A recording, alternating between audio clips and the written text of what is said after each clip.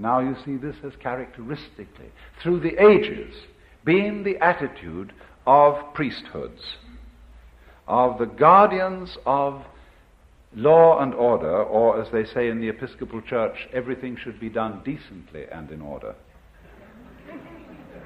The guardians of this kind of thing have always been afraid of the spontaneous manifestations of the Spirit.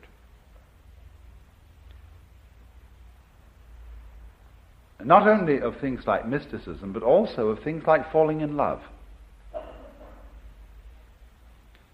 They are very, very dangerous happenings. And so here is an absolutely astounding paradox comes about. And it goes like this.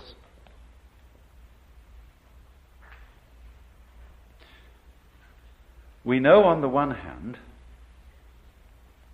that human love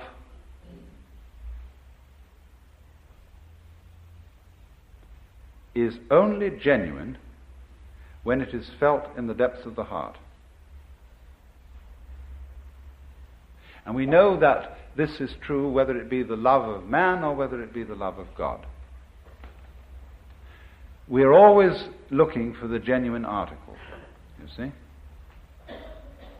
We don't want someone to love us because they're forcing it. We want them to love us because they really do in their heart. Now, you see, when you go back to the study of the history of the Hebrew religion underlying the history of Christianity, you will find this problem in this way. That you've got two traditions constantly compensating one against the other, playing each other off in the history of the Hebrew religion. The priestly tradition and the prophetic tradition. The priesthood is always concerned with the external observance of the laws. But the prophetic tradition is always concerned with, do you really mean what you do? They constantly condemn as a hypocrite. And you see, in this sense, Jesus is the greatest of the prophets. They constantly condemn as a hypocrite the person who obeys the law without meaning it. Maybe this man does not commit adultery, but the prophet says, if he has looked at a woman to lust after her, he has already committed adultery in his heart. So that if you really obey the law, you obey it with your feelings and not just outwardly. For as Jeremiah says, the day will come when no man shall any more say to his brother, know God. That is to say, know the law of God. But they shall all know me, for I will write my law in their inward parts.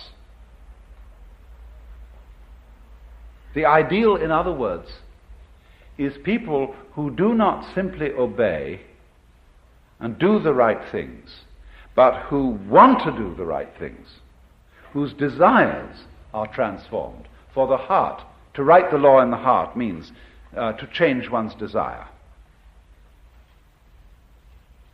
So you see, what this comes to then is a peculiarly paradoxical situation, that you are required by law to be completely honest. And more than that, you are required by law to be loving and honestly loving. You must love God and love your neighbor honestly, not forcing it, not pretending to it, not being a hypocrite. You must really feel it.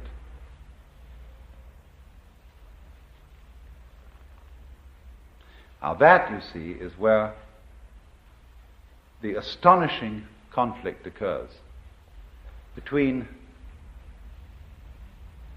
the mystic and the moralist. For the moralist knows that he has to be more than a legalist. He has to be more than one who insists that the outward observance of the law be kept to. Luther said that the law which requires that inward compliance is the most terrible thing.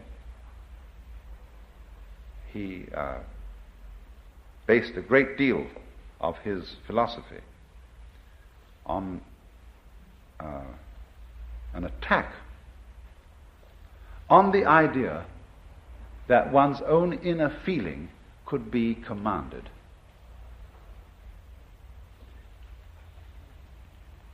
Because you see, the moment you subscribe to the idea that your inner feeling should be commanded,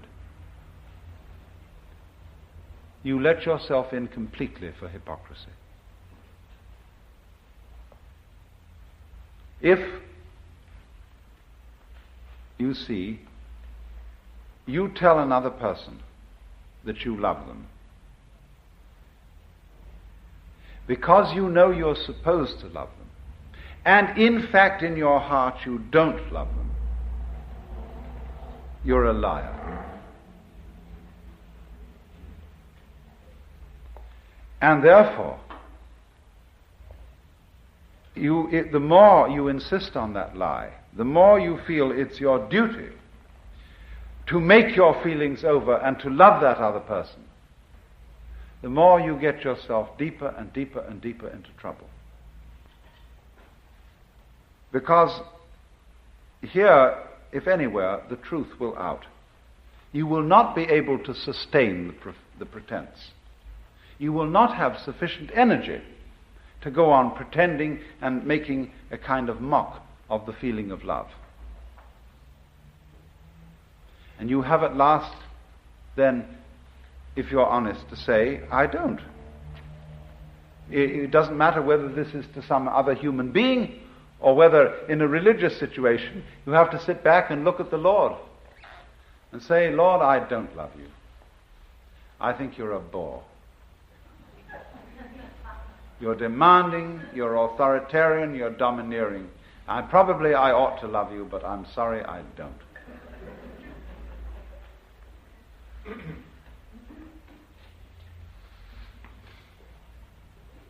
Now,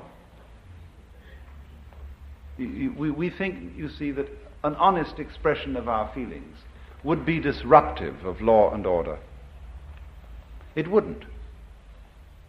Not in the least. Actually, it would be contributive to it. Because if I say to somebody, look, I'm not doing this for you because I love you or because I like you. I'm doing it for you because the book says I must. Now that puts it up to the other person, who has to look within himself and say, honestly, ought I to accept this favor from this person?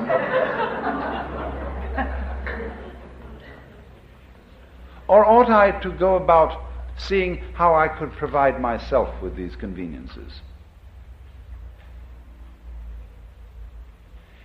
He may say, I understand you don't like doing this, but excuse me, I'm in a terrible jam. And I will be most beholden to you if for a little while yet you will go against your feelings and help me out. See, that's a nice way of doing things. That's the kind of real understanding that we have to have. I was associated once with somebody in a business way who was a complicated person who pretended always that he was a great idealist.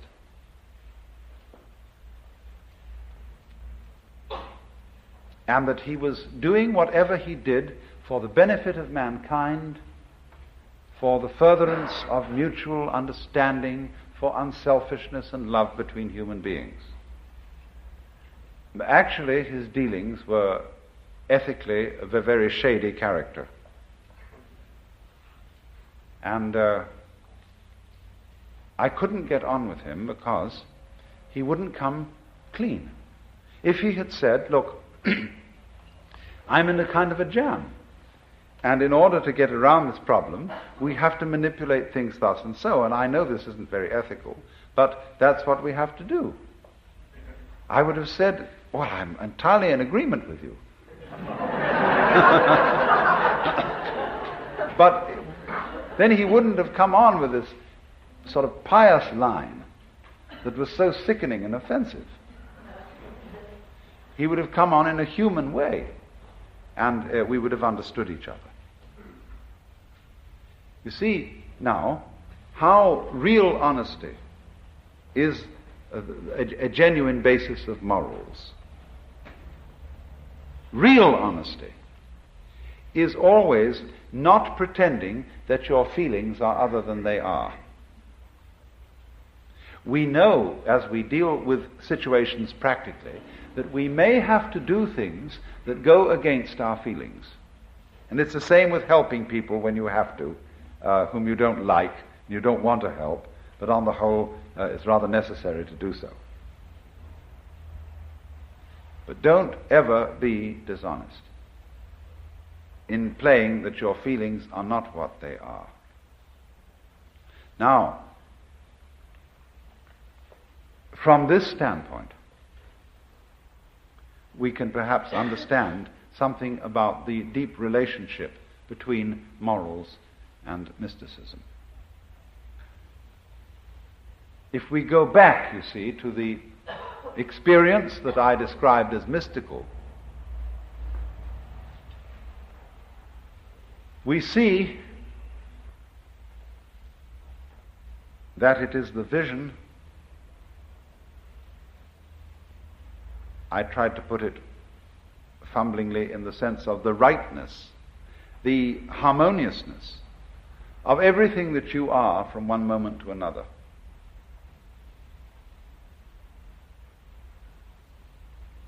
That, in other words,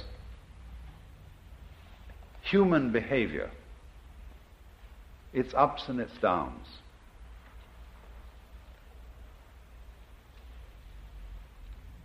is no different in principle from the behavior of the clouds or of the wind or of dancing flames in the fireplace. As you watch the pattern of the dancing flames, they never do anything vulgar. Their artistry is always perfect. Ultimately, it is the same with human beings. We are just as much a part of the natural order as flames in the fire or stars in the sky. But this is only apparent to the person who is honest in the sense in which I have spoken.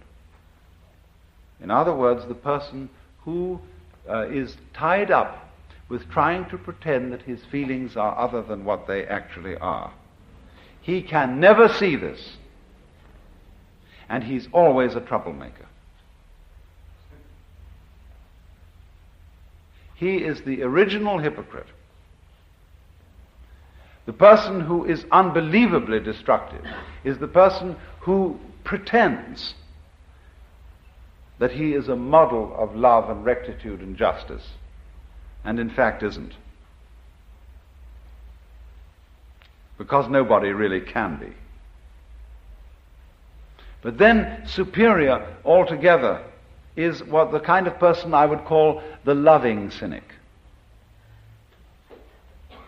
who knows, of course, that everybody has his weakness and his price and so on, but isn't contemptuous for that reason.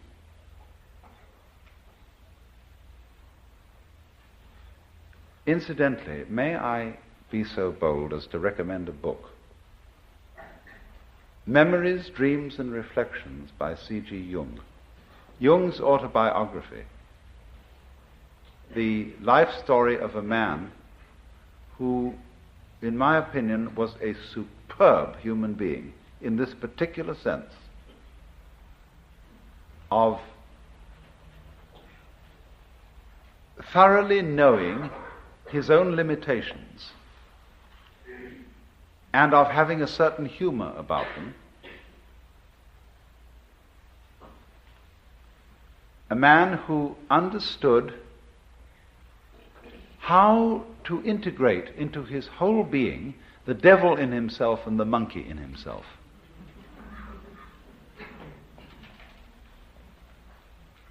So then, in the metaphysical sphere, the mystic is the one who feels that everything that happens is in some way harmonious, is in some way right, is in some way an integral part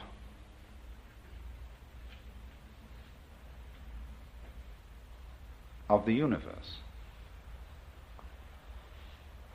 Now, when we transplant or translate that into the moral sphere, the sphere of human conduct, the equivalent is this: there are no wrong feelings.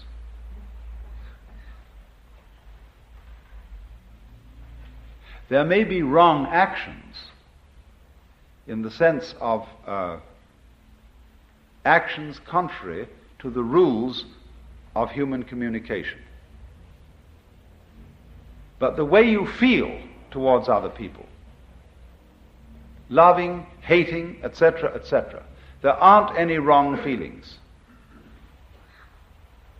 And so to try and force one's feelings to be other than what they are is absurd, and furthermore dishonest.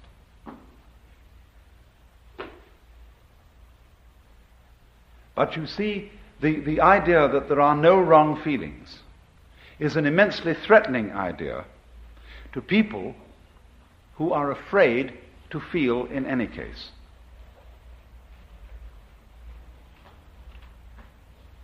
And this is one of the peculiar problems of our culture, that we are terrified of our feelings because they take off on their own. And we think that if we give them any scope, and if we don't immediately beat them down, they will lead us into all kinds of chaotic and destructive action. It's so funny that we, in our Western culture today, say that kind of thing. We who do more chaotic and reckless kind of action than anybody ever did.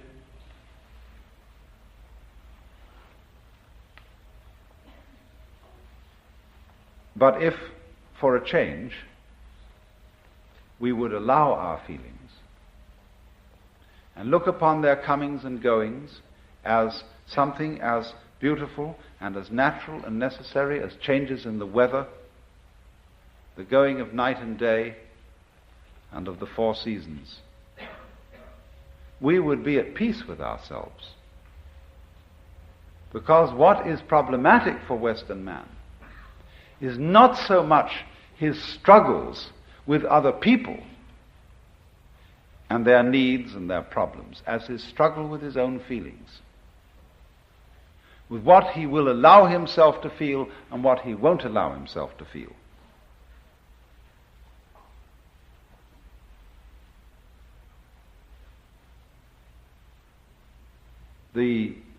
He's ashamed to feel really profoundly sad, so much so that he could cry. It is not manly to cry. He is ashamed to loathe somebody, because you are not supposed to hate people. He's ashamed to be so overcome with the beauty of something, whether it be a natural landscape or a member of the opposite sex, that he goes out of his mind with this beauty. Because all that kind of thing is not being in control, old boy, not kind of having your hand on the wheel.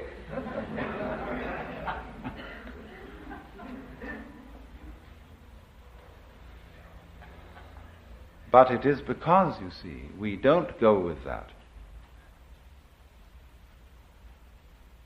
we are not in control. That we try to pretend that our inner life is different. So I think this is the most releasing thing that anybody can possibly understand. That your inner feeling is never wrong. That's to say, what you feel, it's never wrong that you feel that way. It may not be a right guide to what you should do. In other words, if you feel that you hate someone intensely, it isn't necessarily the right way of dealing with that feeling to go out and cut his throat. But it is right that you should have the feeling of hating, or of being sad, or of what? Frightened, terrified, whatever it is. For you see, when a person comes to himself, he comes to be one with his own feeling. And that is the only way of being in a position to control it. It is in exactly this way that the sailor always keeps the wind in his sails. Whether he wants to sail with the wind or whether he wants to sail against the wind, he always uses the wind. He never denies the wind. Well, and it's exactly that same sense that a person has to keep going with his own feeling. Whether he wants to act as the feeling obviously suggests or act in a different way, he has to keep the feeling with him, because that's his own essential self.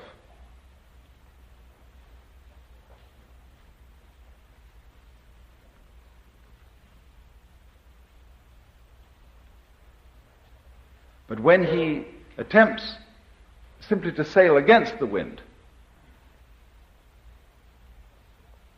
he's lost himself.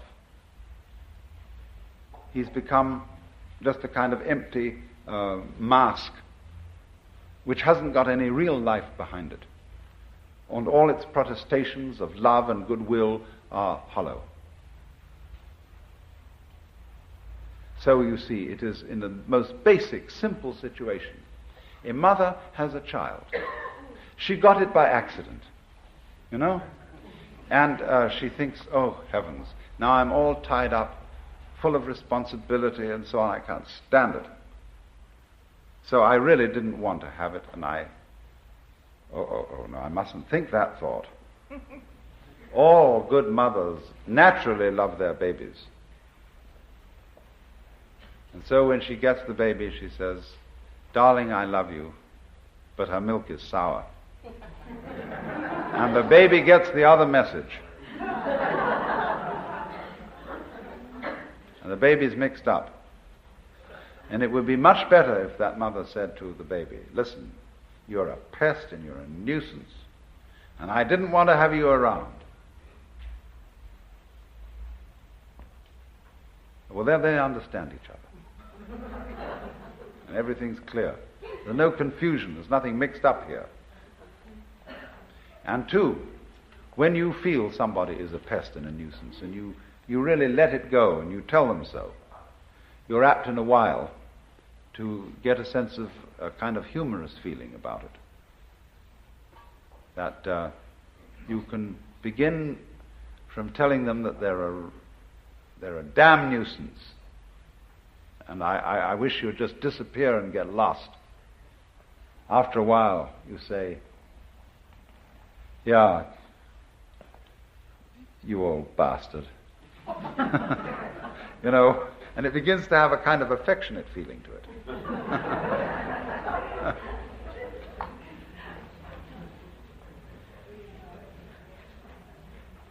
So, to sum up,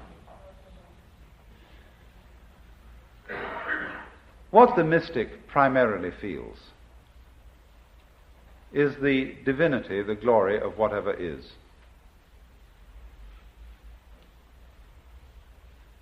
And when we apply that to the moral sphere, what is what one feels genuinely. And this must always be admitted, always allowed. It doesn't mean to say, let me emphasize this, it doesn't mean that we always are therefore compelled to act upon the basis of what we feel. That is to say, to kill the person we hate. Hatred does not necessarily lead to violence. It is unacknowledged hatred that leads to violence. Honest hatred can be expressed in much simpler ways. But the expression, the recognition, the acceptance of what is honestly felt is the moral equivalent of the vision that whatever exists is a manifestation of the divine.